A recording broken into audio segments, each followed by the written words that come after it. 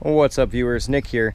We're just going to take a couple of minutes to talk about how I maintain my pool for the summer. So I've had this up for about a month now. You can see it's nice and blue in there. Got a couple of looks like leaves and stuff floating at the top that I'll scoop out in a minute, but otherwise it looks pretty good. So we're going to just talk about what I do to maintain this thing. Now, if you've watched any of my other videos, you know that I'm a big fan of cheap and easy, so that's what we're gonna try to keep this cheap and easy as possible. So first thing you're going to want to do, if you haven't already done it, is pick up an Intex sand filter or another sort of sand filter.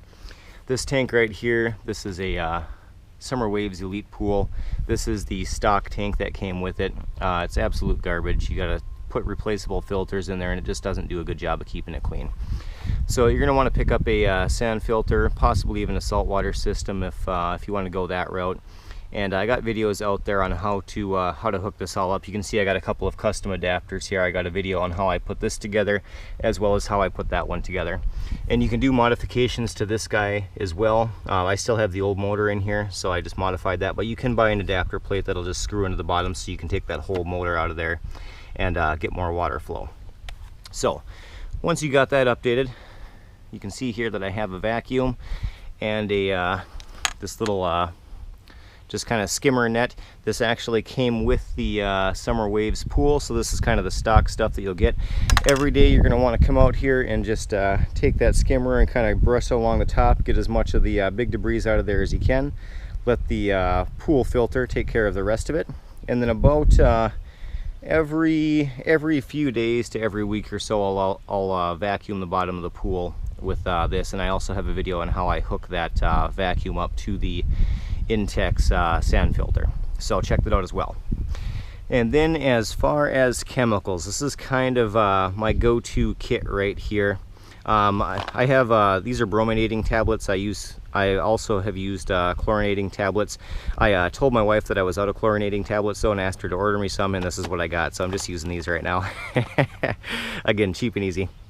So anyways, you can see here that I have the HTH Super Shock Treatment, and if we flip this over, basically under the, let's see here, where is it at? Under the shock treatment instructions here, it says for above ground and or in-ground pools every 7 days or as necessary to prevent problems, super chlorinate by adding 1 pound, this is a 1 pound bag of this product to 13,500 gallons of water.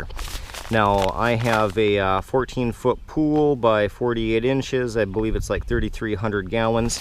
So what I do is I just divide this 1 pound bag into 1/4. So you can see here I got a little, just a little Tupperware container, little measuring line on there.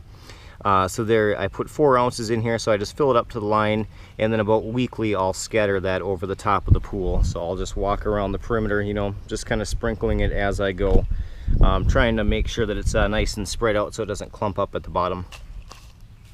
And I do that weekly, and pretty much, I mean, this stuff right here keeps it nice and clear.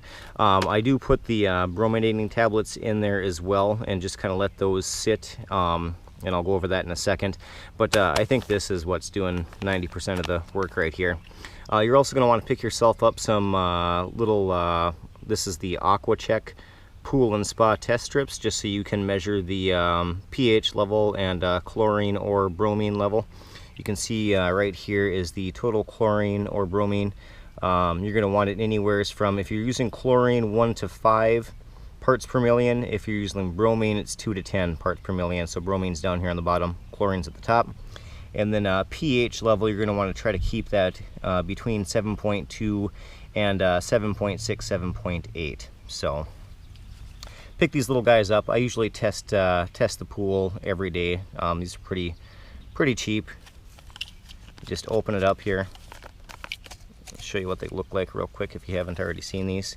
So basically you just kind of dip that in the water and then you hold it up against the chart to see where you're at. And for these guys, so you're probably going to want to pick up a floater. There's, I know I'm going to hear some grumbling about this down below in the comments. I do not use a floater. I'm going to recommend that people use floaters because that is what the manufacturers recommend. You can see here I don't have a floater in here. What I do is, again, this is on the stock setup.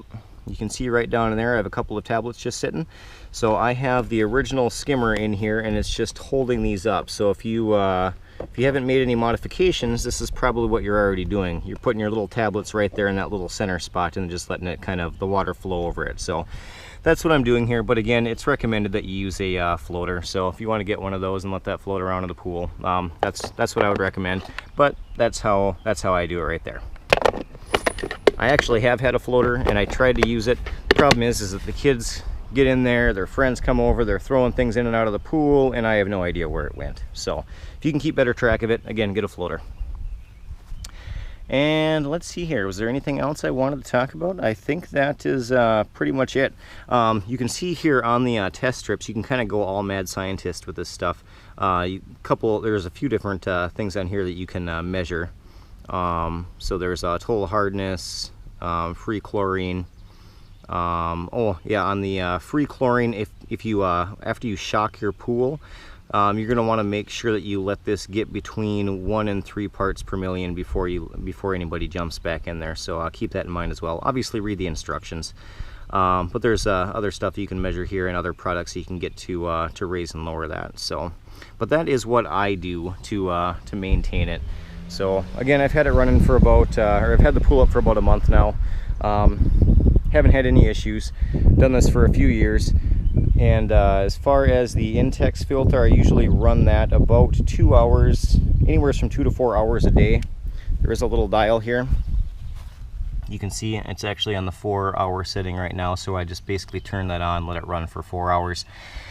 And I'll let that run on filter throughout the day. And then when I shock this weekly, what I'll do is you want to go ahead and shock it in the evening, because the sun can affect the chlorine levels. So to get the most effect out of it, shock it in the evening, and after I add the shock treatment, I'll usually let that run for about 2 hours or so. So that's about it. If you have any questions, go ahead and throw it down in the comments. I'm usually pretty quick about responding.